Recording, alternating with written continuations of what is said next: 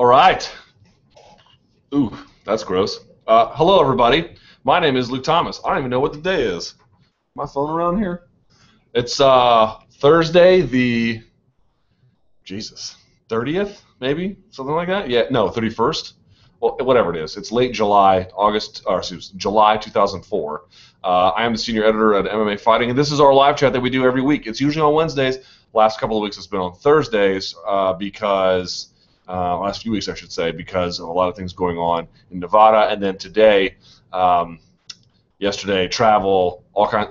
There's just been interferences, is what I'm trying to say. But we are still doing it, just pushing it back 24 hours. So, welcome everyone. I appreciate you being here today on the chat. We'll talk about Nick Diaz versus Anderson Silva, what it all means, and who's going to win, and all the different angles about it. We'll talk about UFC 178, the fight card that looks really, really good. I have no complaints really.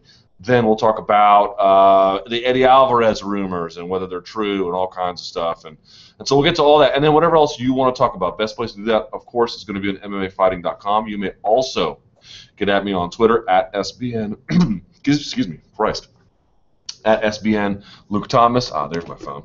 And you can also email me at luke.thomas@sbnation.com. Yes, today is the 31st. As you can see, I'm actually in New York. Let me turn this a little bit. Recognize that? Yeah, this is the MMA Beat set. I'm actually in New York today because I was here yesterday for the Bellator Media Day. So I got a hotel overnight, and then I had some work to do this morning, and then I came here for the Beat, which we just shot. So there'll be an MMA Beat tomorrow, and then do my live chat as soon as it's over. I have to make a train. So it's a busy day, but it's a happy day, and I'm happy that you're here. Okay, so without further ado, one last request. As you know, this episode is not brought to you by Coke Zero. They're not actually a sponsor. I want to make that clear, which they would be. But when you hear this sound, that means you need to let folks know you're watching. That means get on Twitter, Facebook, Instagram, whatever it is you need to do. Swarm, the new Facebook app, or excuse me, the new Foursquare app. And let folks know you're watching. Tweet the link of MMA Fighting. Tweet the link for the video. Do whatever you got to do, and that would be greatly appreciated. Thank you so much. Okay, with that out of the way, let's get to the first few questions, shall we?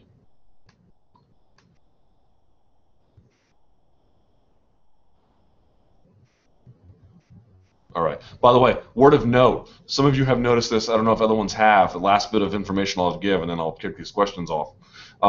After the show is over, I have been taking the MP3s of the show and then putting it on the post on MMA Fighting. So if you want the MP3 version, check back later, maybe an hour or so after the show is over, and you can have an MP3. I haven't got an RSS feed for it yet, but there you go. Okay.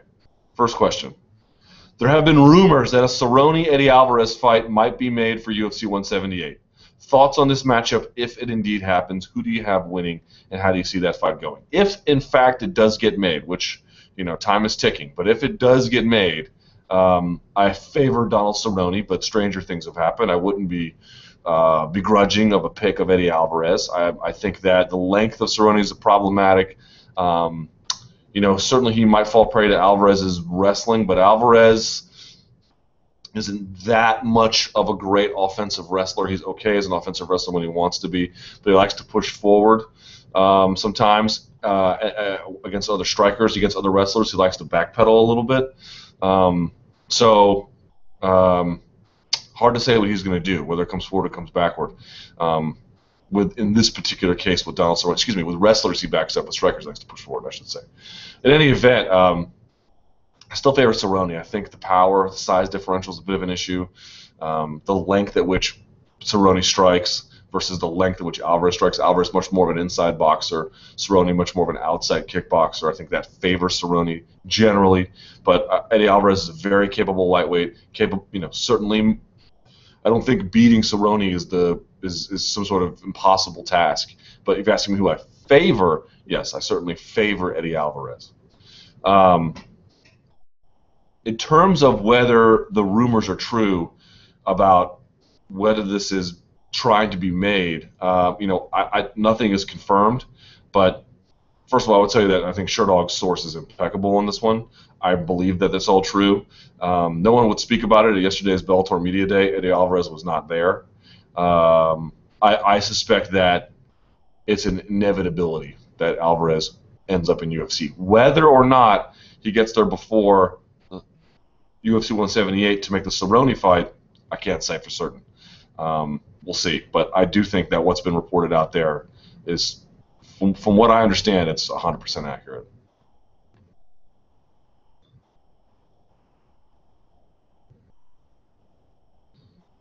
Do you believe in, you're not going to believe this, do you believe in God yet?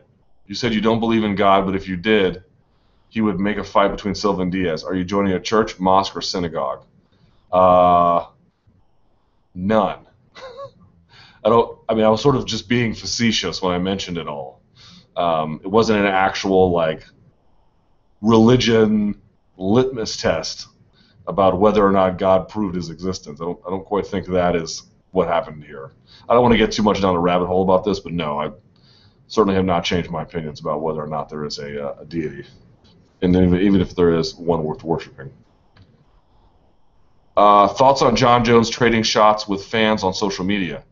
Is this something you have no issue with and equate it to Dana White-like behavior, or do you think that Jones should behave in a more mature way considering he is champion, face of the sport, and arguably pound for pound number one in the world? I actually tweeted about it, and I was like, did he get hacked again? You know, because previously those other comments came out, and he was like, oh, I got hacked. I actually don't care if he makes these comments. They don't bother me at all. If he wants to, it's fine. I actually sometimes like trading shots with people who come on. Twitter is a hard medium, man. It's full of haters. And this is Instagram, I know, but I can't imagine it's radically different. Certainly not like Facebook, which is you're much more able to tightly curate who gets in, who gets out, and that kind of thing. And so I don't really care if he does it, but more mature, what do I need to be more mature for? It's not going to make my commute back to D.C. after this chat's over any quicker. I don't care. Whatever. It's fine. Do what you want. It's not going to hurt the UFC's brand. No, it's I don't applaud it, but I don't really care. But when you see stuff like that, and then he's like, well, my phone got hacked when I left the homophobic statements, it's like, it's a little hard to buy that, you know? It could all be true. I don't know for certain that whatever excuse he had last for that someone else used it, or it was hacked, or whatever the case may be, that's not true. It may well be true, but when you see that, and then you see this, it's a little weird, right? It's a little, the coincidence is a little too hard to accept. But if you're asking me, do I care that he does that? No, I don't care that he does that.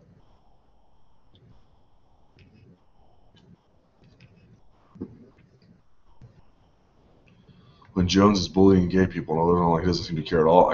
I mean, yeah, I think the gay stuff is like totally over the line. Why would I? But is he doing gay stuff here? Well, sort of.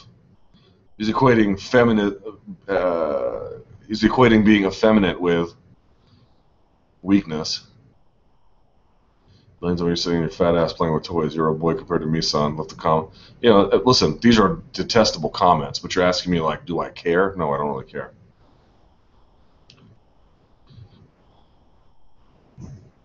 But, you know, is it wise for someone who's sponsored by Nike and Gatorade to be doing that? No. That's a pretty unwise move. But I'm not sponsored by Nike and Gatorade, so.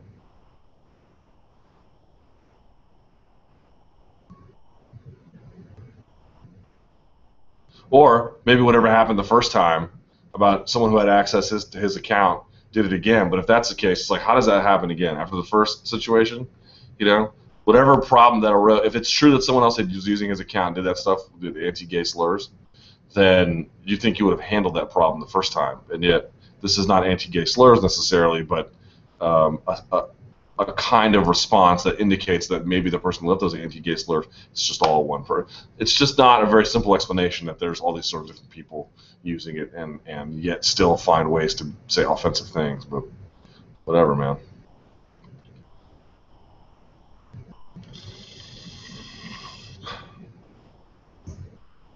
I feel like the fans can... Okay, I won't get too far into this topic.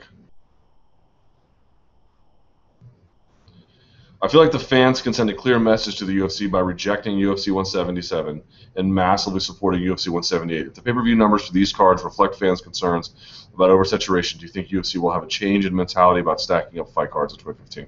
I won't talk about this topic too much because people lose their minds when I do. I'll just say I don't think that the hardcores might make a sort of abstract political choice about how they spend their money. They might say, I don't want to buy 177, I want to buy 178, because I would normally buy all of them, but I'd like to send a message about my consumer preferences. But the rest of consumers' preferences will just play them out without these sort of abstract ideas coming into play, right? So if a fan doesn't know anybody on the 177 card who's like a casual UFC fan, they just won't buy it. But when they see, hey, Jones, Cormier, they might be a little more interested in it. But they're not thinking about oversaturation. Oversaturation, and I do believe that it's real. If it is real, it'll affect their preferences generally. But what you're talking about is sending a message. That only comes from somebody who would normally buy all of them and then is making a calculation about sending a message about consumer preferences. 178 is just going to do better than 177 anyway. I don't think that's up for dispute very much. But those kinds of cost-benefit analyses come from a very narrow group of the pay-per-view buying audience.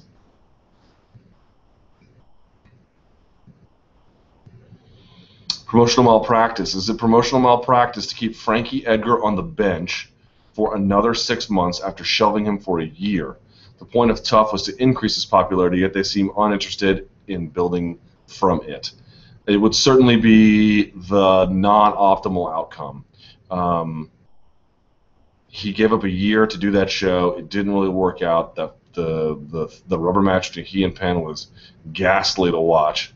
Not because it was his fault, but it just wasn't. The season was super boring, lowest ratings ever. Although critics loved it. Yeah, let me look at something real quick. See if I have a better answer I can give you with respect to what's going on in that division. So Poirier is tied up with. Let's see. So Mendes and Aldo are tied up. Cub and Frankie are out there. Lamas is out there. Yeah, I don't know what they're going to do. In a perfect world, I would like to see Edgar versus Swanson. I don't know what kind of world we live in. Certainly not a perfect one. That would be my ideal, answer. But part of me feels like they want to save.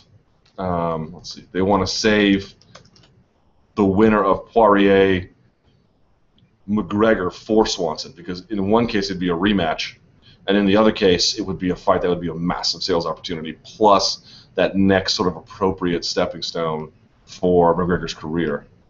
Yeah, Frankie Edgar's wanted to get Cub Swanson. That's the fight that makes the most sense, but I don't really know what they're going to do, and I hope they can make that fight sooner rather than later. But yes, it would be unfortunate if you had to spend 18 months with really one fight during the course of that time, particularly for a guy who's not getting any younger. I mean, they're all not getting any younger, but sort of reaching a point where those kinds of considerations become much more serious. Yeah, this is an interesting one. Don't think we got your opinion on this last week. Thoughts on Matt Brown saying on being favorite someday. Quote, I anticipate to be, this is his words, not mine, I anticipate to be a favorite once. I don't know, maybe I'm champion or something, he said. Maybe they put me against some retard or something. I don't know. That's irrelevant in my mind. Listen, here's the deal. I mean, it's obviously there is no situation in which what he said is appropriate, okay? But the fact of the matter is sort of two considerations. One, listen, I grew up in the 80s and 90s, and we use that word all the time. I do not use this as a justification, merely as evidence that those in glass houses shouldn't throw stones. I am just as guilty as he of committing these kinds of verbal offenses. Now I'm much more aware of what all these words mean and how they can affect people. I would certainly not do that anymore, and maybe he's kind of like that. I think that rather than sort of like killing him over it, if someone could counsel him about it, if he kept doing it after counseling, well then, okay, let's murder him for it. But Matt Brown is, I think, a guy who has a simple life, and I don't mean that in a derogatory way. I mean that in a sort of praiseworthy way. A simple life and a very ordinary background. Perhaps he's just not sort of up on this being a social miscue, and somebody speaking to him about it can probably fix the problem without sort of sweeping condemnation and attacking him as a person. If counseling doesn't work, then okay, then I'll train the guns on him. But it's like when John Jones drove drunk. Listen, I'm not proud of it, but I'm not going to pretend I haven't done it before. It's a horrible, stupid thing I did when I was in college. Nobody got hurt. It was fine. I mean, it wasn't fine, but there were no major consequences from it. in all forms it should be condemned. I haven't done it since. Never will do it again. But you know, young men in their early 20s do dumb ass s. They do, and I've done that stuff. The worst thing a writer can get up here and do is just lecture athletes about, you know, the morality of their behavior. I mean, in certain circumstances, we all have a responsibility to police our own ranks, you know, but we also have to have some self-awareness and some modesty and some cognizance of our own wrongdoing, you know. Again, you know, I think I drove drunk for maybe half a mile. It wasn't even, you know, I've never driven drunk on a highway or anything like that. But it doesn't matter. It's the principle. And it was stupid. I was in college, and I'm ashamed of it. And thank God no one got hurt. And you know, it all worked out in the end, I suppose. But I'm not going to be one of these kinds of people who, you know, assassinates others for what, you know, our mistakes are often our most important learning life experiences. And you know, you have to hand down punishments. You have to be realistic about the dangers these things cause, but you also have to be try not to be as much of as possible, and we all struggle with this, as much as possible, not to be a douchebag about your own limitations, about your own shortcomings, about your own flaws, and about your own misdeeds in the past, because they should have made you a better person in the end. And I feel like, you know, I barely even drive now. I take a cab or the metro in DC, or I bike, you know. I mean, I don't bike when I drink, but you know, I've never ever. It doesn't even. If I have a parked car, it's just staying in the lot overnight, and I'll pay the cost to come get it the next day. I don't even consider driving it, you know. But maybe it took that horrible experience for me or that awful thing that I did, rather, to inform my judgment going forward. Anderson Silva versus Nick Diaz. If Nick was to pull out of, if Nick Diaz was to pull off the upset here, how do you think he gets it done? Cesar Gracie said that Anderson Silva's chin is not what it once was. I think that there's probably some truth to that. I think it's by being resilient and weathering what I think is going to be incessant leg attacks and movement of Anderson Silva to begin to hurt him and wear him down the same way he does basically all of his opponents. Volume punching, getting them backing up, pushing them into tight corners, into tight spaces where he can really let the hand combinations go. If he goes to the mat, then, you know, I'm sure Diaz will have his way with him. But I don't think a lot of us really see that necessarily happening. Neither guy is much of a takedown guy. Nick has got some throws, and his brother has some throws now from the clinch. You know, they've got some nice from the Wizard. They've got some nice Uchimatas and Harai Goshis. But realistically speaking, I don't see that being a big component. I don't know that Nick really wants to clinch with Anderson Silva. I mean, even if he believes in his abilities, Silva is the bigger guy. I mean, they're going to meet at 185, but Silva can fight 185, 205. Nick Diaz can fight 170, 185. So they can meet at a mutual space, but they're not the same size guy. I've seen both in person. I can tell you, Anderson, when he's not cutting weight, is significantly bigger. So it's going to be a striking contest. And it's going to be about whose striking style really gets positioned as the most amount of time during each round. If Nick doesn't just get outright put away, you know. So I do favor Anderson Silva to win, but I would not. Again, it's like Nick Diaz is one of these guys who has this tremendous capacity to surprise. I would not at all be shocked if he has the ability to really get it done over the long haul, especially if the year off of Anderson hurts him and his chin isn't what it used to be. He doesn't have to do a whole lot to make that work. You know, Diaz is a bit of a rib roaster, and I think this fight might better serve him being a headhunter. I mean, not strictly headhunting. You know, you have to mix it up to get to the head, but maybe changing the combinations up a little bit more to make them head friendly. All right, let's see here. Let's see here.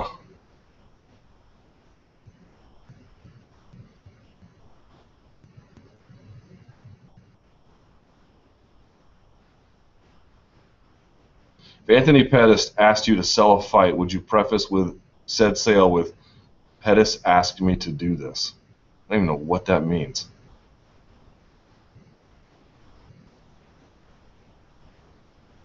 Someone says, you just said in the chat wrap you pick Cerrone, then you said you favor Alvarez. If I was unclear, I mean Cerrone.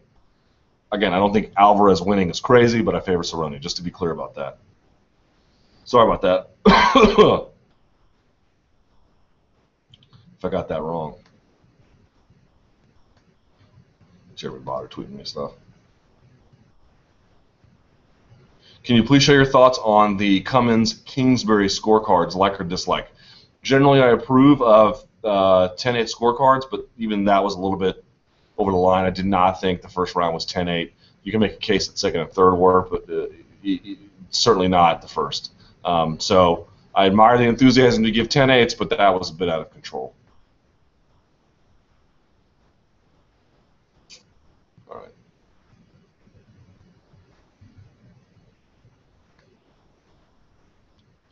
Kevin Casey and Robert Drysdale failed their post-fight drug tests. Would you say that they were caught because of their own idiocy or because the UFC is stepping up its game and catching guys who cheat? It was Nevada, not UFC. They have been suspended, but do you expect them to be cut from the UFC? I don't know why they don't just cut Drysdale. Drysdale has more, I think, more failed tests or more test irregularities anyway than he does UFC fights.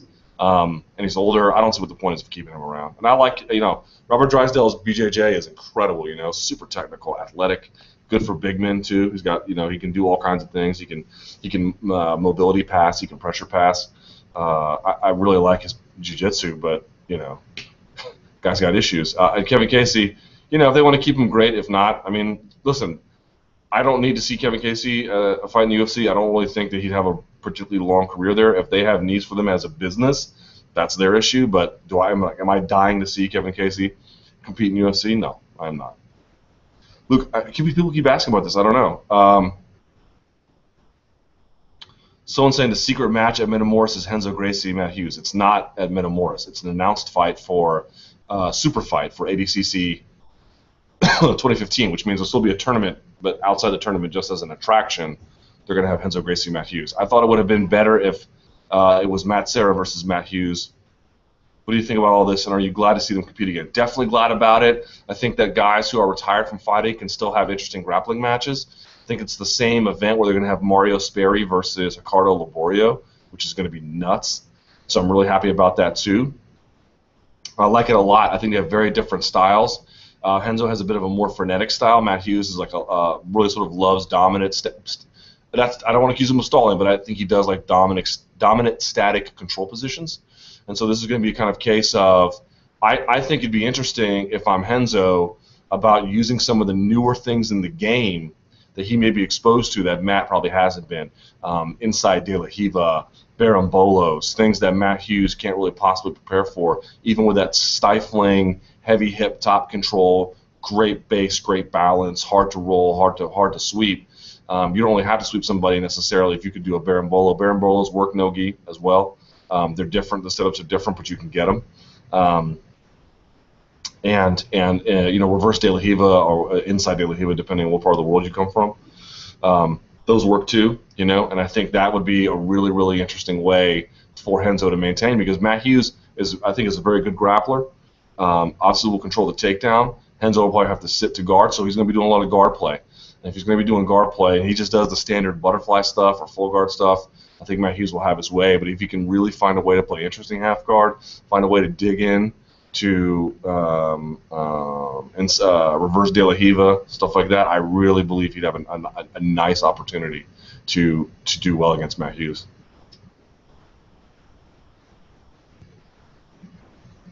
If you don't know what reverse De La Riva is, it's hard to explain, but if it's my right leg and your right leg, my right leg goes on the inside of your leg and then wraps around on top to the hip. And it's used as a way to lift the foot that the leg that I'm wrapping. It's used to lift it off the ground to push you forward, and you can swim underneath for a back take. But attacking from the back, I think, would be Renzo's best opportunity.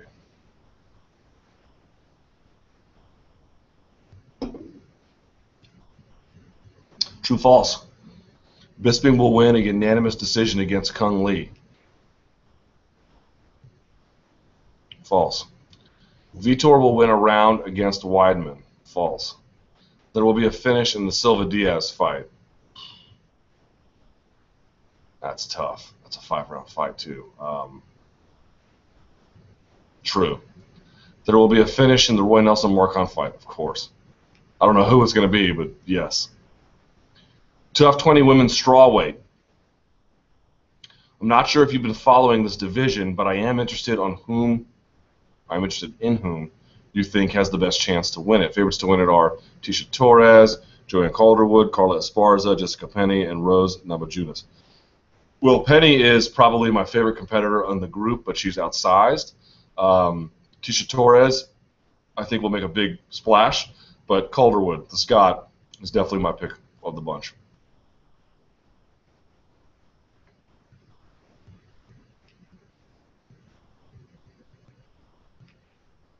Alvarez front row at the AC card. Thoughts? Yeah, dude, he's going to go to the UFC. I don't know when, but just expect it. You get a free roll bet of I don't know if it's $100,000 or $100 on Diaz Silva at even odds. To win, you have to get the fighter round method right. What is your choice? Silva TKO round 3.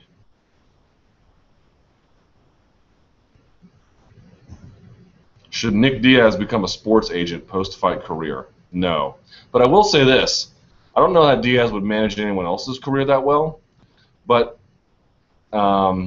he knows who he is, and he knows what he wants, and he knows that there's self-awareness is sort of key ingredient here. Like, what am I prepared to do?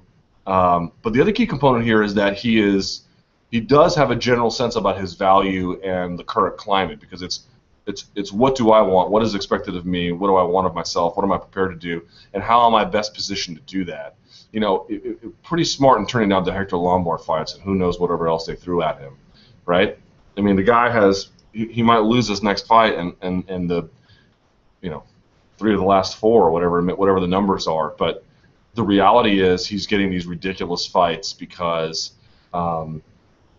he is leveraging the demand he builds through things that aren't related to winning.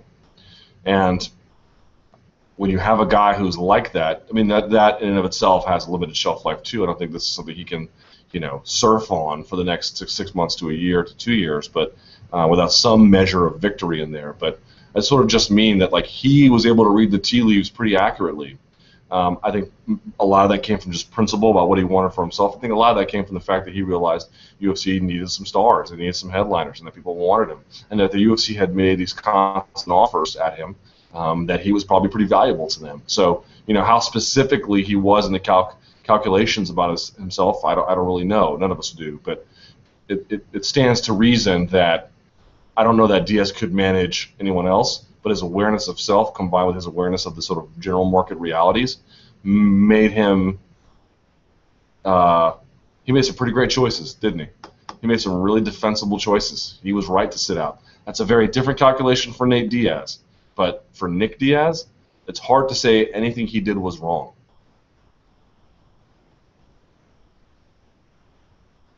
What's your opinion on fights made just for fun? Diaz versus Silva reminds me of a lot of Japanese matchups. And since the death of Japanese MMA, we really haven't seen a lot of them. This year will be 10 years since I started watching MMA, and I am about competitiveness, and I understand that UFC functions more like a league. But I really miss sometimes this kind of matchup, and I actually think that fun fights from time to time are actually healthy for the sport. I could not agree more.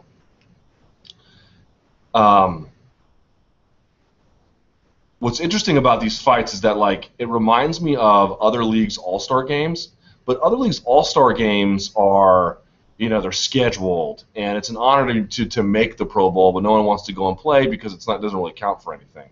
Or the MLB All-Star Game, when it's coming, fans vote on it, the winner gets home field advantage. I believe that's how it works. I don't watch a lot of baseball, but so it has some value, but not a ton. You get subbed out after a few innings if you're a pitcher, things like that. These fights feel like all-star matches that the fans and the community naturally push together, and they actually count. Now, they may not count quite as much as, like, a normal fight would if they were divisionally contending for a title, but much more so than something else. It's like an all-star game that really counts, that really feels fun, that fans really want to see. And so I think you actually do see these phenomena in other sports, but it's so tightly controlled and regulated. It often has ambiguous meaning. the level of play can sometimes not even be up to normal standard. Here you're going to get higher level of play because their talent will be fully leveraged. And on top of that, they're meeting simply because one's an all-star, and maybe they haven't won a couple fights recently, but it doesn't matter because the magic is what they'll do together, not necessarily what brought them to the very place they're at in the last couple of fights. So it's like MMA's all-star matchups. That's kind of how I look at it. And then you could say all-star matchup is, a title fight versus the number one contender. That's fine too. You can quibble with my definition, but I just mean, what's good about MMA is our all-star fights are real and they're fun. And the fact of the matter is, I do think there are consequences. I think if one guy looks really bad, that could be really bad for their career. I don't expect that. I think even no matter who you pick to win, I do think the other guy will show up and make a strong account of themselves, so I'm not too worried about that. But even more to that point, I believe that if Nick Diaz wins, they're going to give him a title shot at welterweight. I know they're fighting at middleweight. I know it has nothing to do with any kind of divisional marauding at welterweight. He didn't beat anyone there to get it. Doesn't matter. If you can beat Anderson Silva, and if he stops Anderson Silva, I don't think that's likely, but just work with me here. If he stops Anderson Silva, can you imagine the level of enthusiasm behind his momentum at that point? I mean, talk about launching yourself into the stratosphere. He'll go down. He'll say, "I don't want to stay at 185. I want to stay at 170." They'll give him a title shot, or they might give him a title shot against Chris Weidman. It's not crazy to think. I don't know that they will, but I don't think that. I think if that happened, it would be entirely expected. Entirely expected. So just keep that in mind. And for Anderson Silva, if he goes there and stops Nick Diaz, I don't think they're going to give him Chris Weidman again, but they'll find some kind of interesting use for him. Maybe he jumps up to 205, I think one reason why I like this fight is because both guys live in two weight classes. They're meeting in one, but they can get interesting fights in between them, 4 different weight classes. Welterweight, I should say 3, excuse me. Welterweight, 3 weight classes. Welterweight, middleweight, and light heavyweight, That's a lot of room to play with, a lot of different permutations. You could go Anderson Silva, Rashad Evans if Anderson Silva wins, up at 205, or you could do it at 185. There's lots of different ways to do that. So that's what I really like about it. You can go any number of different directions with it, and if the guy looks really, really good doing it, no matter who it is, there are fights you can give them that make sense for their contracts and make sense for their careers and make sense for their own interests about who they do and don't want to fight.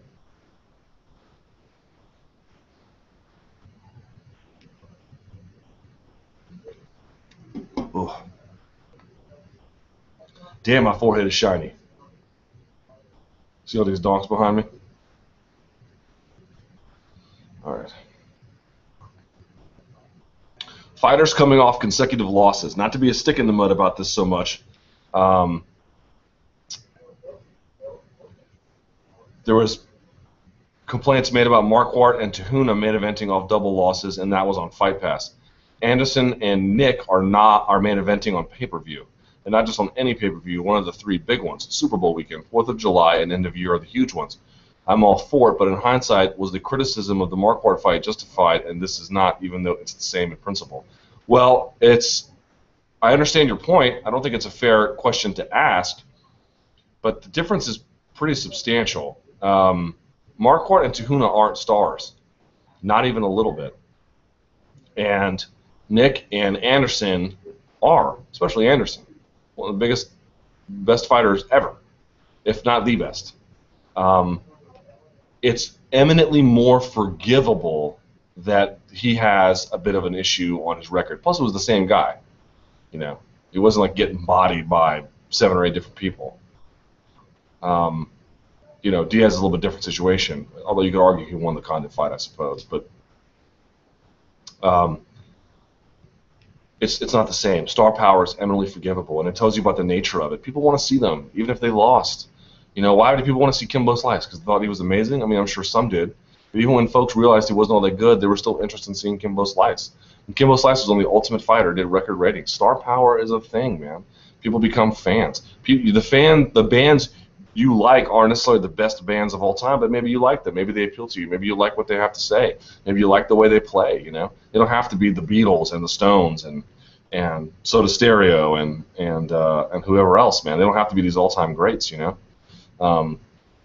can they can be less. But when you have this affinity to them, these attractions to them. Now, it turns out that in the case of Silva and Diaz, they're also much higher ranked than Marquardt and Te Huna, so there's more legitimacy even on that level.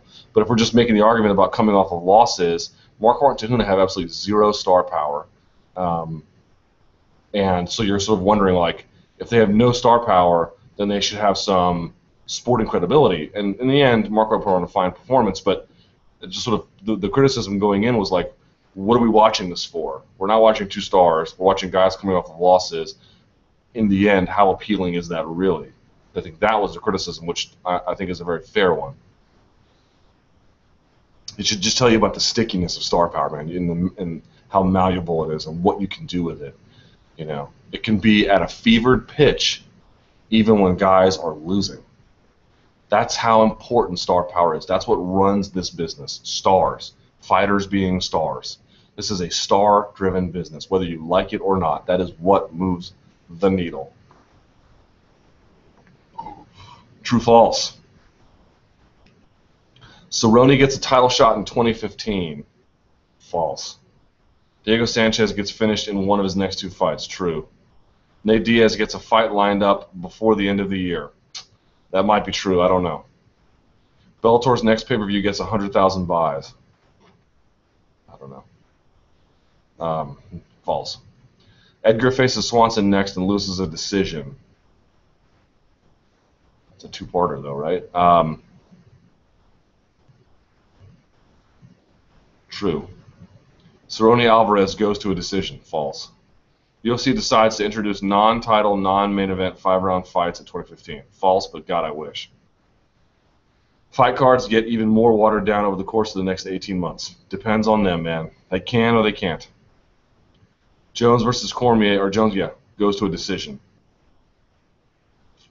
True.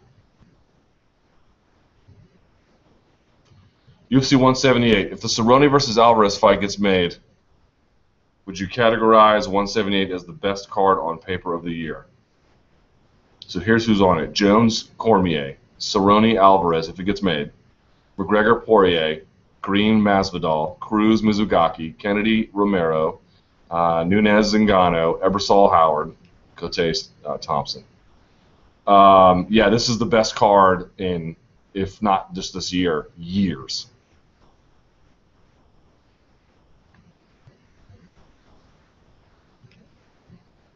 And again, I have no idea if it's related to what happened in 174, but you would have to think after a moment like that, they said, okay, we just can't phone this in, you know.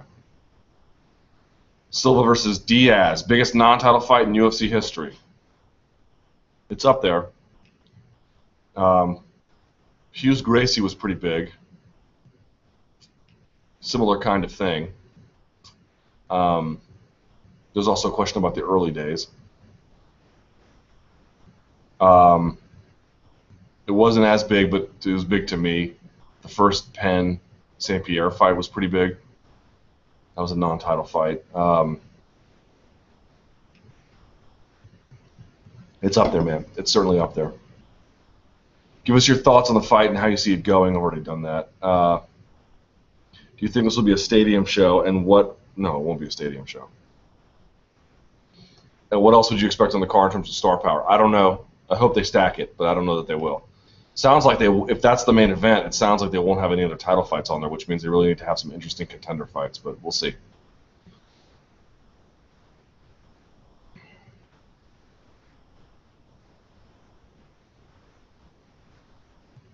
Nick Diaz, honest and rational. Yesterday, Nick Diaz touched on an issue that one rarely sees being discussed by fighters, the notion that fighting isn't fun and merely a means to an end. Nick asserts that most fighters share his opinion about the idea of fighting. So do you agree with him? Are a sizable portion of the fighters unhappy with their occupation and force themselves to endure for the sake of a paycheck? Let me just say something. First of all, I think it's an incredibly important question, and it's one I desperately want to answer, but I'm not going to for the reason that I just got done shooting the MMA beat, and I answered this one directly in a way in which it speaks to your question about being honest and being rational. It's kind of funny you say that, as a matter of fact, because I use those two words, I think, exactly in my response. So what I would encourage you to do is I would like to have a more full-throated conversation about it here, but I'd be completely trampling on what I'm saying tomorrow that comes out tomorrow. So in the fairness to the MMA beat, I'll just say please watch that because we speak to this issue directly. And there's a range of opinions here. From Ariel sits here, Jeff sits here, and Chuck sits there. We went all over the place. But from my vantage point, I'll just say this. From my vantage point, I actually find it refreshing by what Nick Diaz said. Mendez and Rio again. Function of oversaturation, Mendez agreeability, or lack of Brazilian champions. I definitely think that they have to better nurture that Brazilian market. I don't think that MMA is quite as hot as it has been, and bringing a champion back who can do a better gate there than he could here probably has some benefit. It sucks for Chad Mendez, but I think that's more the calculation. Is that he's not. Aldo has been something of a disappointment in the UFC. I mean, y'all can disagree all you want, but he has been. He's fought well. He's beaten all these guys. I don't begrudge him that, but he hasn't. It's definitely been a style to maintain position, not particularly attacking, which is fine. You don't have to. But then when guys go out of their way to do that, like Anderson Silva, you really have to praise them. That's sort of my rules. I don't begrudge Aldo the way he fights, but I definitely makes me appreciate what Anderson Silva does that much more. And so I don't think he's a big hit here. Not that he's a major hit in Brazil, but he's a much bigger one there. They need to nurture that market. They can bring a title fight back there. They can do a better gate there. It makes sense.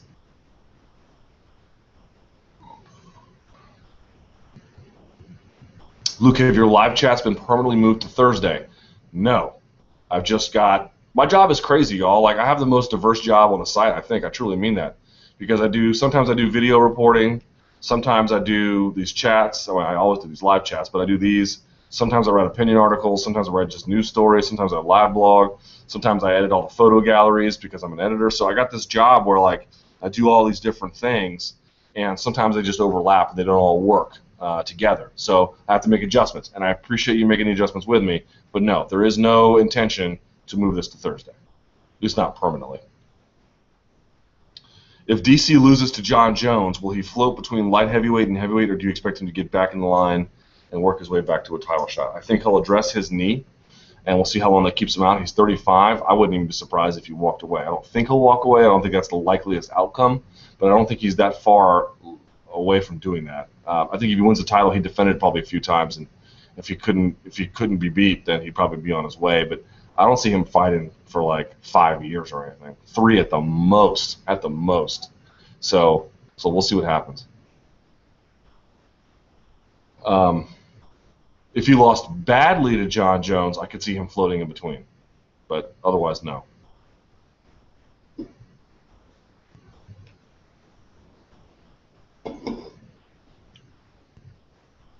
Rank these notable striking coaches above one another. We've got Hooft, Rufus, Winklejohn, and Ludwig. You know, I know Duke from Glory. And you don't really say rank these striking coaches on what? Because Duke has a kickboxing background, but he's actually a blue belt in jiu-jitsu, and he's an MMA coach, you know. Winklejohn's more of a striking specialist. Ludwig, same thing. Hooft, same thing. So Duke's not quite the same as the other one. And someone says put Rafael Cordero in the mix. Absolutely. And Matt Hume. Again, Matt Hume, though, different kind of coach. Yes, he has some striking knowledge. Plenty of encyclopedia of striking knowledge, but he's more of an MMA coach. These other guys are striking specialists, so it's a little harder to answer. I don't know that I would rank them, though. I don't really like doing that because I haven't worked with any of them in close proximity except for Duke Rufus. And I've never even watched him work in his gym. You know, if you're talking about results, you know, they're all pretty high up there. Duke has a champion, one of the best strikers in all of the sport. Winklejohn has trained any number of champions. Ludwig has now a protege as well. Hooft, not quite yet, right? Because the guy Johnson hasn't won one yet. He's not a UFC. Vitor, not yet. And none of the other Blackzilians, so not Evan. So Hooft probably be down in the list if we had to rank. But it sort of all depends on what you're measuring there. But these guys don't all do the exact same things.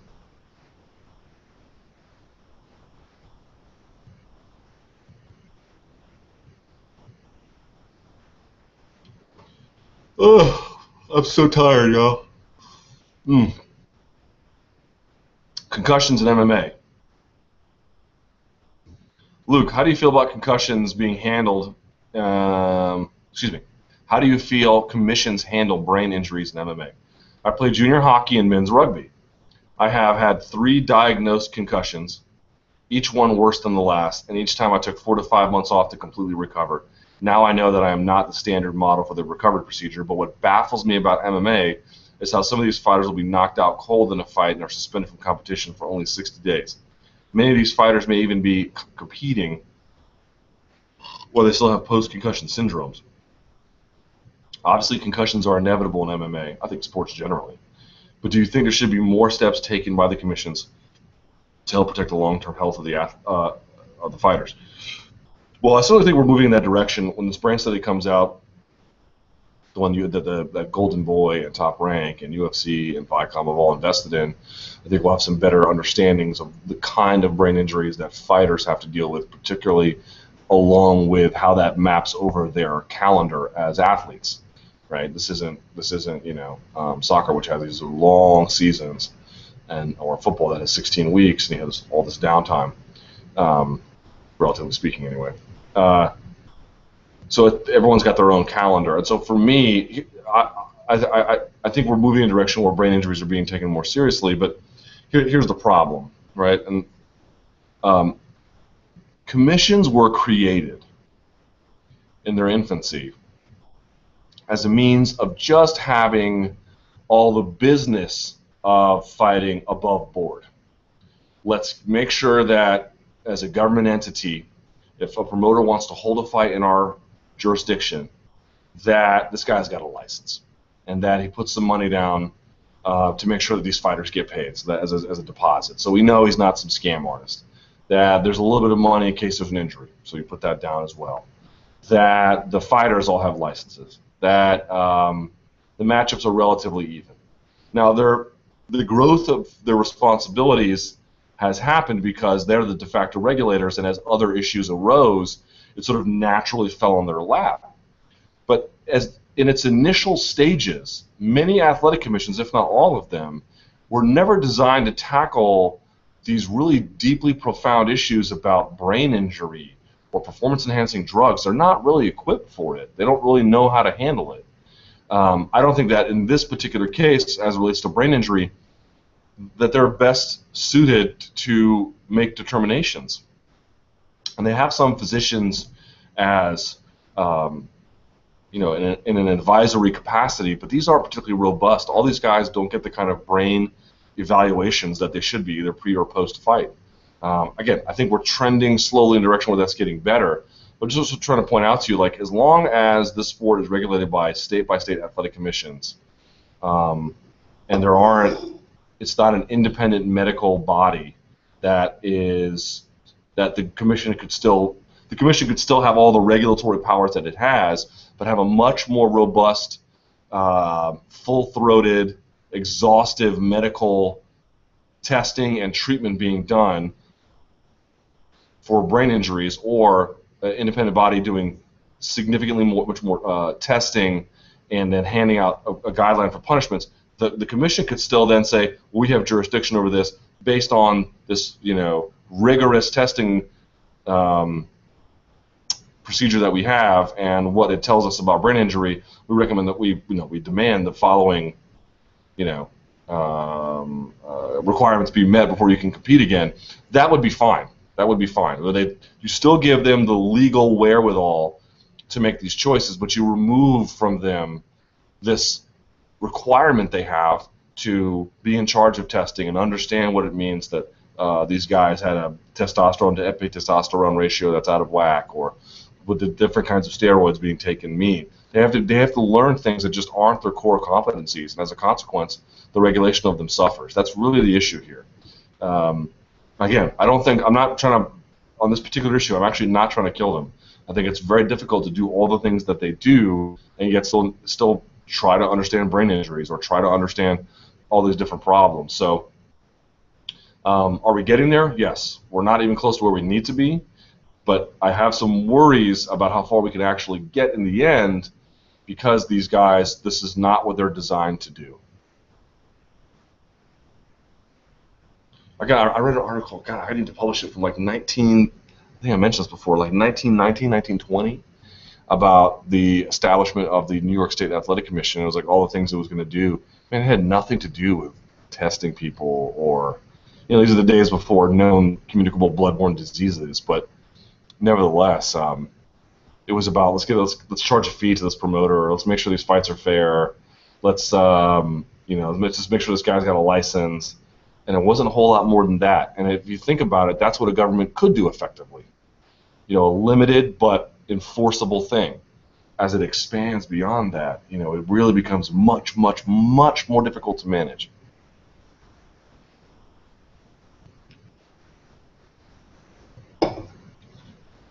True or false? Anthony Johnson's next opponent will be Glover Teixeira. Probably true. Metamorphs 4 does close to or as many pay-per-view buys as UFC 177. False. Barral was actually sick during his UFC 173 title defense, and it had an impact on his performance. I do think that's true. Per capita, Canada has more MMA fans than the United States. Probably. Yoel Romero finishes Tim Kennedy. False.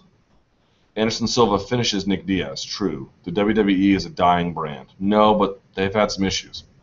Michael Bisping defeats Kung Lee. I don't know. Maybe. UFC 178 does the most pay-per-view buys of 2014. Probably true. Matt Brown's mixed martial arts abilities peaked on Saturday. Certainly that's been the peak to date. Luke Thomas would rather eat a live cockroach than make Face the Pain his ringtone forever. Yes, it's true. I would rather eat an African hissing cockroach.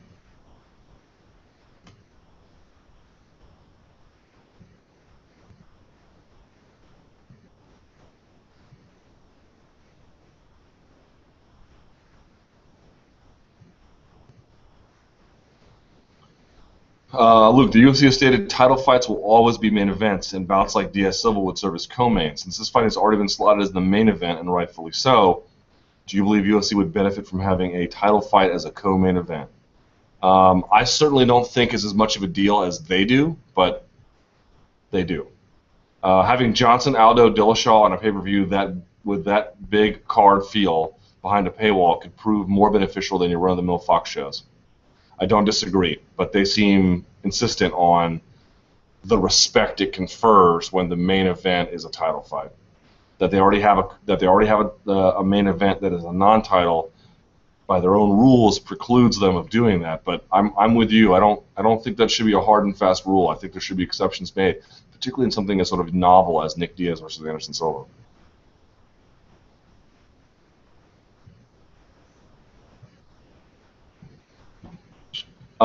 Someone says, because of who DJ Demetrius Johnson being who he is, can John Dodson be a breakout star at flyweight? Wouldn't it be great to have him as a UFC champ due to his finishing rate and ability to create exciting fights in an otherwise boring weight class? I can't see how anyone can be excited about flyweight and the fights there without a champion with a personality who also finishes fights in dominant fashion. Granted, Demetrius Johnson has finished his last 2 of 3 fights. His finishing ratio is not as high as Dodson's. Also, wouldn't you agree that Dodson has the best chance of beating DJ anyway? I would agree with a lot of that, but here's the problem. Dodson's not the guy. There is no guy right now at flyweight. There are very, very credible talents, man. Zach Murkowski is a credible talent. Jusir Formiga is a credible talent. John Dodson is a credible talent. Demetrius Johnson needs no introduction. Chris Carriaso is a very, very good fighter. I don't know that he deserves a title shot or that he's going to have any chance of winning, but you get the idea, right? John Moraga, very talented fighter. So, and obviously Joseph Benavidez and Ian McCall. There's a lot. These guys are all very, very, very good. They're all very good, but they're not that transcendent figure. They're just not. None of them are. None of them are. And it sounds terrible for me to say, and I feel kind of bad saying it, in some ways. But they're just not the guy. They're not the one, man. You need that. How do I say it exactly? Conor McGregor is just this other figure. We don't even know how good he is now. We already care. We talked earlier about Diaz versus Silva. These guys coming off losses, and how come Tahuna versus Marquardt got all this stuff? It's because, dude, we're talking about 2 completely different calculations about how fans approach their product. Look at Conor McGregor. He hasn't beaten anyone in the top 10 yet, and here we are. And the guy's headlining cards. People are going ape-ass to see him. Dude, I think you really need a Prince Nassim Hamed in the flyweight class. I just firmly believe that. You need a guy who can do all the things that Johnson can do and Dodson can do. They can do all those things, but has a kind of magnetism about his personality, who has this, when he comes out, he's just different. He's just different, you know, and he fights in a certain way that is sort of electrifying. I mean, Gregor fights pretty interesting, but that's not like the most interesting thing about him. The most interesting thing about him is how he's a national hero and this like bizarre yet admirable self-confidence, and how the two marry, and it's you know, how he's this extreme version of his own self, and this belief in destiny. These are all the things that make Conor McGregor interesting, you know. You need that at flyweight, and there's just none of those guys there now. They're all super talented fighters, man. They deserve all the respect in the world. It's absolutely true. But if you're looking at the current list of guys and being like, okay, which one of these guys can be that guy? None of them. None of them can be that guy, and that's just the way it's going to be until someone breaks out and they have that you don't need to speak it to know it, to feel it. That magnetism that makes you sort of like a dog, like turn your head like that. And I don't mean like in a mean way, but like what am I looking at? Who is this character? Everyone just seems to sort of like want to see him. Until you find someone like that, you can't sort of pinpoint and then sort of say, well, Dotson might be that guy because he's got this kind of stuff. If you're having to handicap it or hedge your bet about it, or say, or like list reasons why it could be, it's too late. It should be natural. It should be easy. It should flow. And if it doesn't, they're not the one.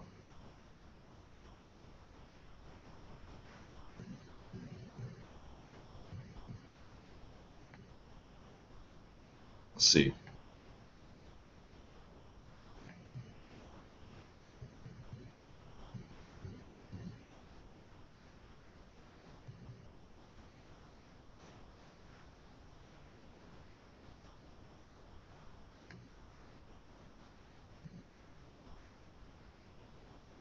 Oh, someone says about the Pettis question, Gilbert Melendez tweeted a picture of the belt. And Instagram a picture of the belt, and Gilbert Melendez says, quote, Anthony Pettis told me we should sell the fight. Well, how about this, Showtime Pettis? I'm going to whoop your ass on December 6th, take the UFC belt back to California where it belongs. Yeah, great.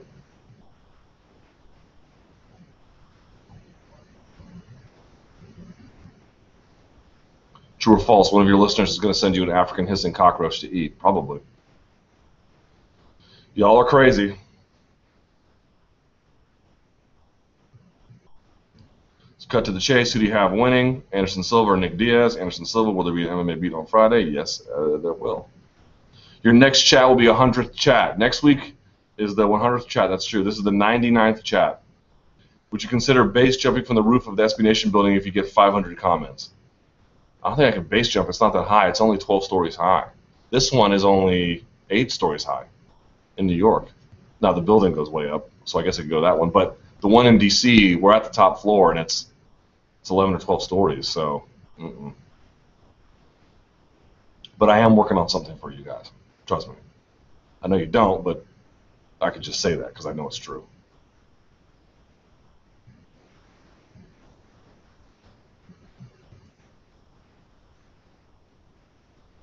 Do other sports broadcasters purposely clown on the UFC?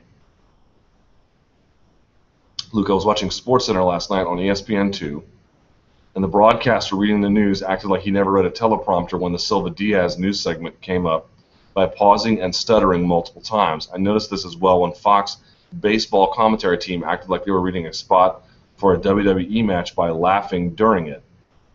The worst of all was UFC 100 when the SportsCenter team began the UFC segment with, there's a fight this weekend if you're into that kind of stuff, as if they were covering a hot dog eating contest. Is this done on purpose? It seems like it's getting better, but I still cringe half the time when I know a UFC segment is coming up on SportsCenter. Well, first of all, you're referencing UFC 100. That was 5 years ago.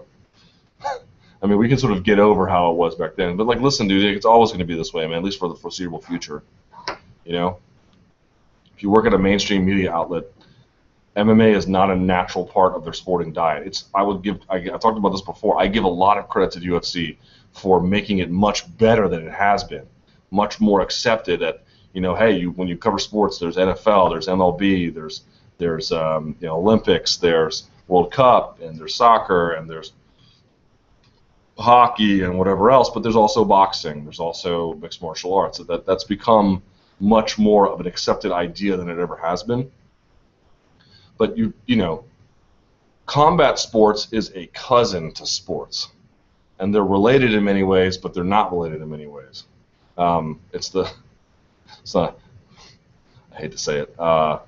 We are the Neanderthal cousin to the Homo sapien sport. Combat sport, Neanderthal, sport, Homo sapien. And they're very, very similar, right? But they're also not very similar.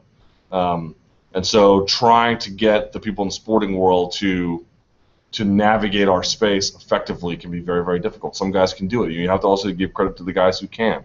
Over at ESPN, Max Britos, Todd Grisham, those guys can do it. Sage Steele, she can do it too. So it's not nearly as bad as it once was. But you're just talking about two different worlds that are much more united than they ever have been. In no small parts of the tremendous amount of push that UFC has made, but it's not a natural fit. If you went to the Washington Post now, man, it's like I talked about this before. These guys don't even know what kind of traffic these sports pull. They don't think much of them. They're very dismissible to them, partly because they're old, partly because they have different ideas about what sports should and shouldn't be. Can you imagine trying to convince John Feinstein to watch MMA? What a chore that would be. And why would you even want to? But that's what you're dealing with here.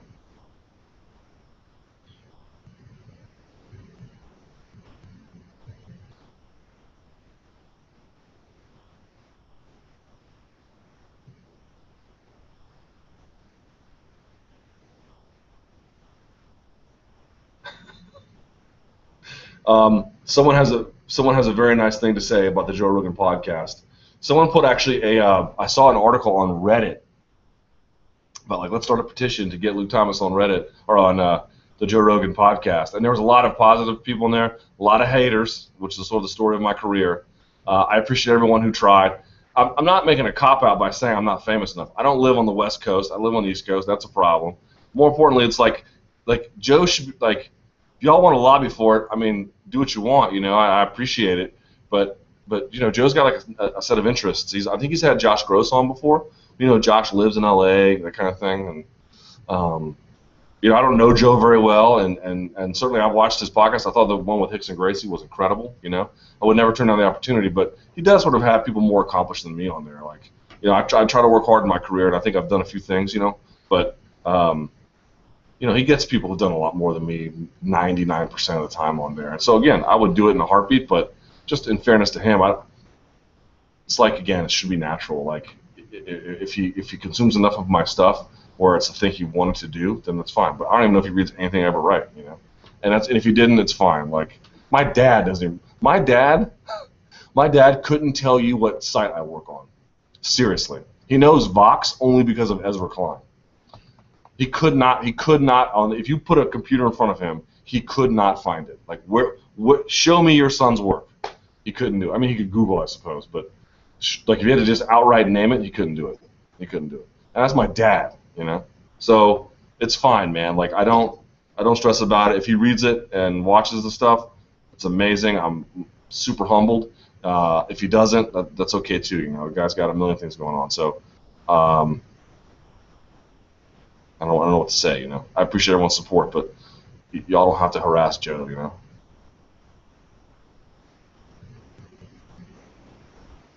That's hilarious.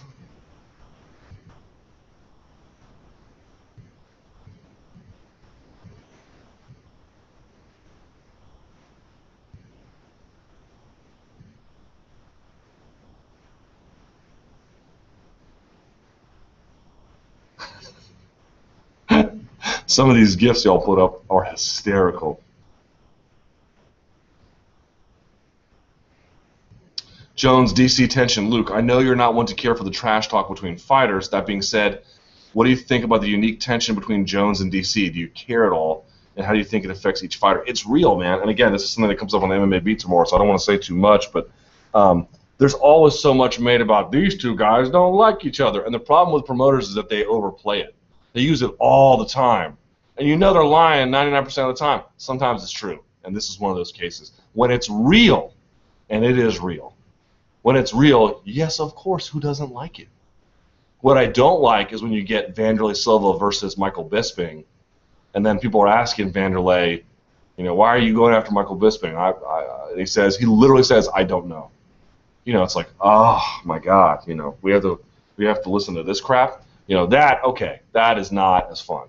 You know, but if it's real, and it's super real, man. I've talked to Deion Cormier off the record. I've talked to John Jones off the record, even on the record. Hell, and it's real. It's 100% real.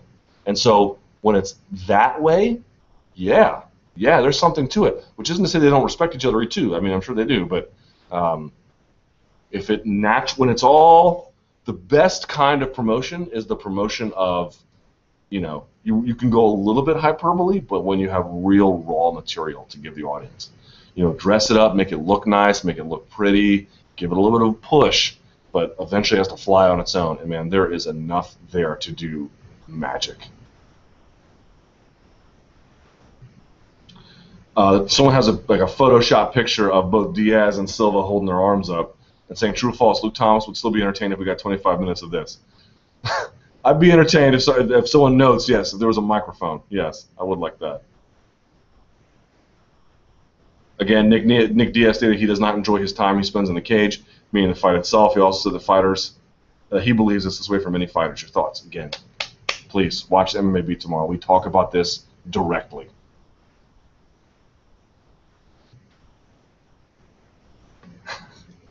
Vitor Belfort recently admitted to using TNT. Luke, Vitor Belfort recently admitted to using TNT on last Monday's edition of the MMA Hour. Is this an approved substance from the commission, or will Belfort find himself in deep trouble again? God, when he said that, I was just like, oh my God. All these guys, I need TRT to live. I need TRT because my balls shrunk. I need TRT or I'm going to die.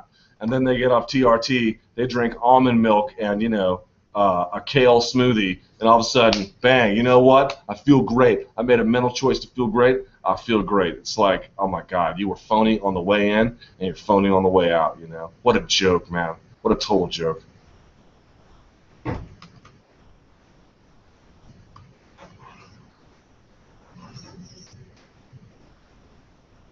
What was your opinion about Dave Meltzer? I think Dave's one of the most important journalists in the entire sport. Everyone wonders, like, why is MMA media so obsessed with ratings and numbers and stuff? I think that's in no small part because Dave is the guy who was first interested in those kinds of things, and everyone has basically just copied Dave. I copied Dave. I didn't know that I cared about that stuff until I started reading them, and I'm like, oh, this matters, you know? And he was the first one to do it, and he's still got better numbers than everybody, you know? Everyone's like, well, you know, there's other reasons why now I do those things, but he was the guy who sort of set the standard for that kind of thing. Joe Riggs, did he sign a contract when he won Fight Master, or did he get cut by Bellator? He got released. He asked for it and they got it.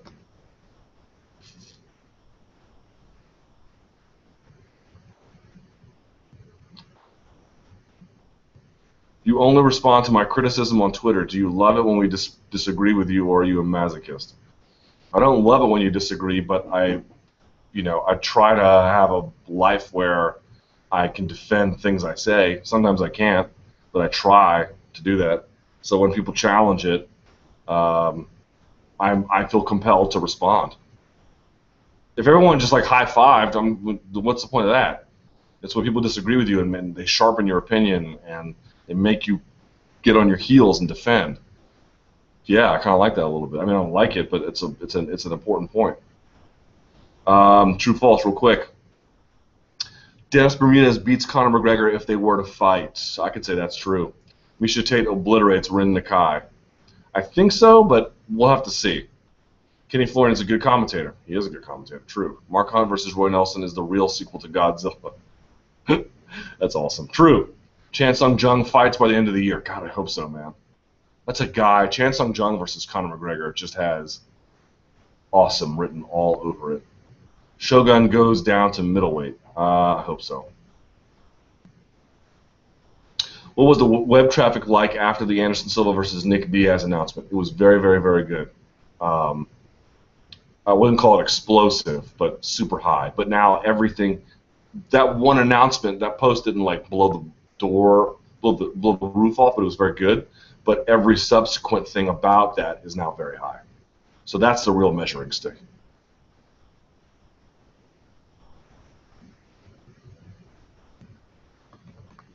Would a lifetime ban from the UFC if a fighter gets caught on PEDs work? What does that mean, work? Right? What does that mean, work? Does it mean, would it effectively deter people? Maybe, maybe not. We'd have to try it to see. But the question is, again, how clean of a sport do you want? Do you want a sport so clean that people getting multiple tests, infractions, get banned from the sport? Is that what you want? If that's okay, if that's what you want, then we can do that. That's the kind of level you're willing to go to have a clean sport. But that means you're probably going to sacrifice a lot of stars. Probably going to sacrifice a lot of big fights that could otherwise get made. So now, knowing that, how clean of a sport do you want? I think that really is what this whole dialogue is about, and what this whole community wrestles with. We want a clean sport, but we really are never able to define what that means. And I think we're often scared of defining it, because I think what we'd find is that if we had to define it in truly rigorous terms, we wouldn't get what we would want out of an entertainment product. Who has better BJJ, Diaz or Silva? Diaz by a million miles.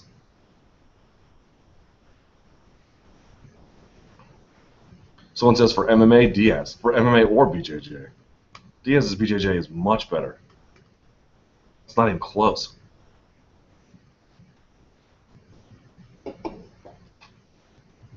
Is Dennis Bermudez finally getting some respect? Should he be ranked higher than 7? Who should he fight next? I don't know what they're going to do with him next. You know, it's a bit of a difficult question to answer. But what I can say is he got my respect by that Clay Guida beating. My initial thought going in was, oh, I'll just pick Bermudez. And then I sort of thought about it. I said, well, you know, Bermudez has been beating up on guys who are very tough, but they weren't really wrestlers. And the one wrestler he did fight, a very credible wrestler, was Matt Grice. He couldn't take Matt Grice down one time. So this fight, to me, either is going to be played out on the feet, where I thought Bermudez had the advantage, but I also thought that Guida would be able to do to him what he did to Kawajiri, which was get in these control positions and sort of maybe stall out a little bit. He couldn't even do that. You know, the refinement of his distance management in Bermudez's case, the combinations he had, the scrambles he was able to hit. He still has that Tasmanian devil ferocity, but now he's channeled it and refined it. His sense of timing, his patience with his offense, everything really came together in that performance. He opened up my eyes big time. You know, I always knew he was pretty good, but I kind of had some lingering doubts about him. I wasn't really ready to bury Clay Guida. I was wrong. I was totally wrong. And that was a great, great performance he had and deserves a ton of respect for it. When should we expect a punishment for Vanderlei Silva? Will he get a punishment closer to Vitor or Chael? A mix of the two. True, false. Silva Diaz would not go to the ground. I think that's true. If Diaz loses, he will take a period of time off. Probably. If he loses a close decision, he's definitely taking time off. King Mo was a goldmine for a journalist when he was talking about Rebney. I mean, it was crazy. I shot the interview, and then my boss watched it. He's like, I think we know which direction we're going with in presenting this video. I was like, yep, sure do. Bruce Buffer's screaming act announcing the fighters gets old sometimes. I think he does a very good job, but I also I also like, as an alternative, Joe Martinez has a very sort of smooth delivery. Matt Brown faked the nut shot, and of course not. Totally false. Ridiculous.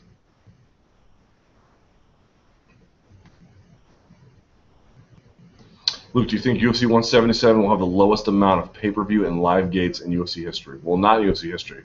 In the modern era, no, but it'll be close. But not even for a pay-per-view, it's going to be close.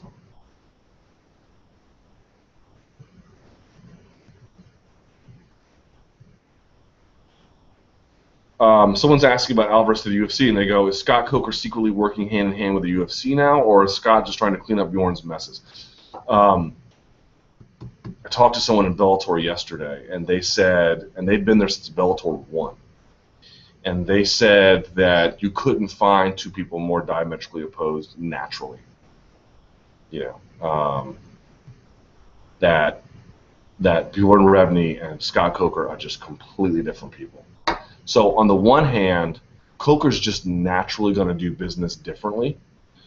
On the other hand, I don't think he's working hand in hand with UFC. I think that I'm I'm sure he'd love to have Alvarez. I'm sure he'd love to have everybody he could have. But I do think he realizes that the reason why he's there and Rebney's not is because at critical moments in that organization's history and Rebney's tenure as its head, they made some bad choices, and they made some bad they had a bad reputation with fighters, and they really did a lot of things the wrong way. And this is a chance to fix that. This is a fresh start. They kept talking about this being a fresh start for the brand. I think they really internally believe that. And that means from a practical standpoint, the way in which you deal with fighters, everything has to be above board. Everything has to be about making an attractive climate. And if that doesn't work, you got to figure out something else. Also, we talk about this a lot on the MMA Beat, so I don't want to spoil that either. And that's coming out tomorrow. So watch the MMA Beat. Weidman has a potential draw. In my opinion, Weidman has the potential to be a big star for the UFC. He has a fan-friendly style of fighting, super fan-friendly. Wins over big names, the all-American gimmick look and style, and he can speak well on TV and media. How do you see his ability to be a draw for the UFC? I think he can be very big. I don't think he can be huge. I don't think he's that great on TV necessarily. He's good. I wouldn't call him great. Obviously, his fighting is incredible. But I think he really benefits from is that he's taken over a weight class for arguably the greatest fighter of all time by beating him twice. And that, coincidentally, that division is having, at least at the very, very top, the top 7, 8 guys, is having this renaissance. So he not only had to, beat the best guy ever, maybe, twice, he then had to step into this moment where he has all these hot contenders in front of him. You know, these guys are just coming up, and their momentum couldn't be greater for all independent reasons. And so I think that working together buoys what is a guy who's tremendous talent. Little ho-hum personality, but that can be forgiven because of the very unique circumstances that he faces that not a lot of guys ever really will face. How many guys get to take over for the best fighter of all time? I mean, that's a pretty rare thing. And then once they do that, they walk into a division that has never been hotter. That's a very, very rare thing. He's got that opportunity now, and I think that changes the dynamic pretty considerably.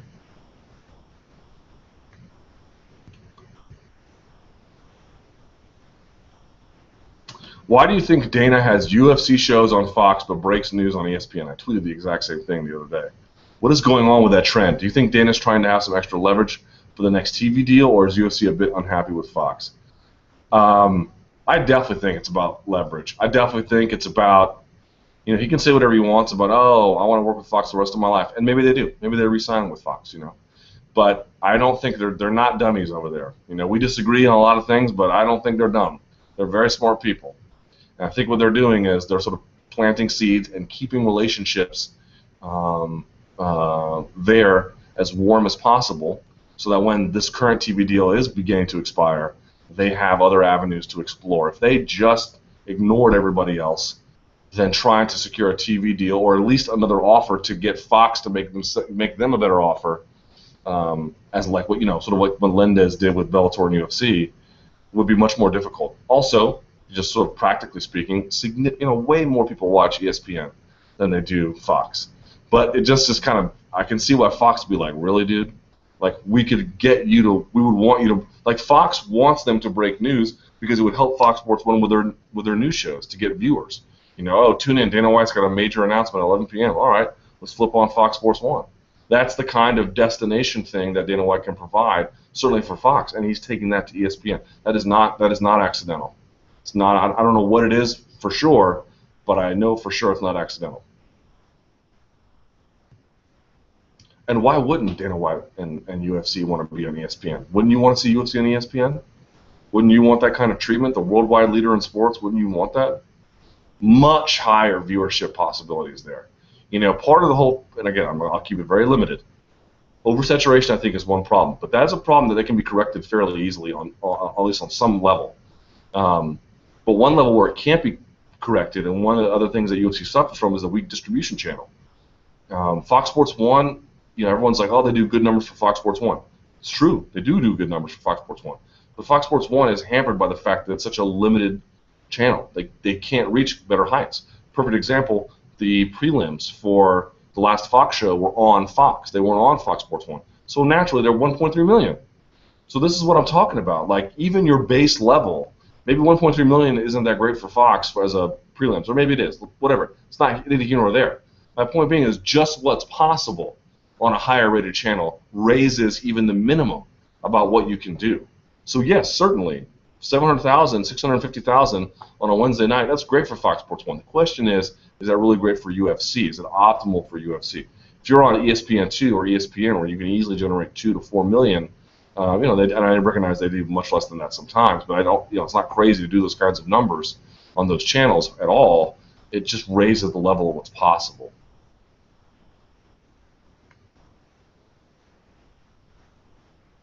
What are the chances that Anthony Johnson can win a title at light heavyweight? I don't think they're crazy at all.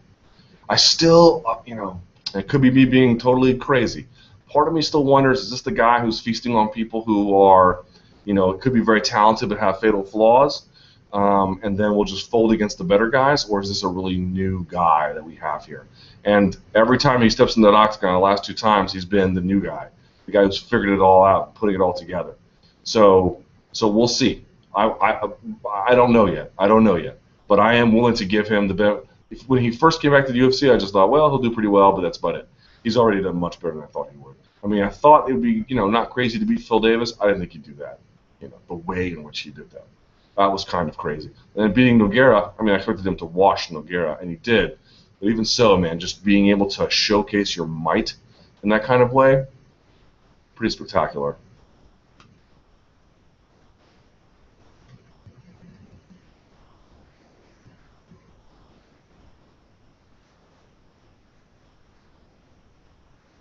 If Conor McGregor becomes the champ, could he possibly become one of the most popular champions, and could featherweight also be a more favored division?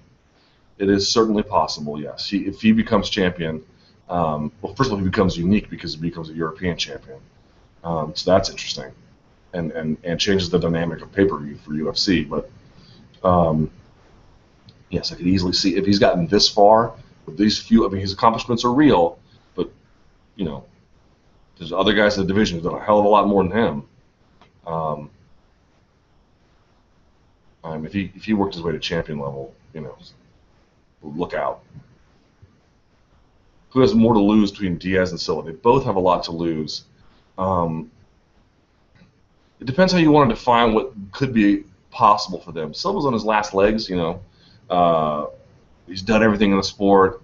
Nick still has relative youth on his side. I wouldn't call him young, but relatively speaking, he is younger. And so there's still opportunity if you wanted to continue a career to do some interesting things.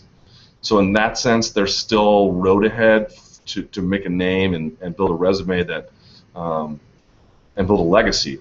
Silva's is pretty much intact. So in that way, Diaz has more to lose. On the other hand, Nick Diaz, I think, also has more to win. Even if Silva stops Nick Diaz, I don't think he'll get a title shot. You guys may disagree, and I don't know, and I certainly no one's ever told me anything. But the idea of Diaz getting a title shot because he beats Anderson Silva, I think you need to wake up to that reality. I think that's very possible. If you can stop Anderson Silva, imagine if he choked him out or something.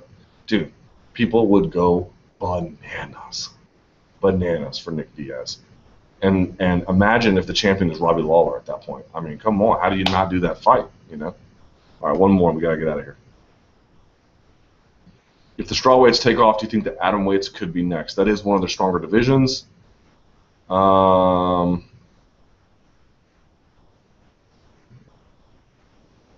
What's the biggest BJJ super fight that could be made involving former MMA fighters? No Hoist, no Hickson. I'd say, I don't know if it's the biggest. One I'd like to see.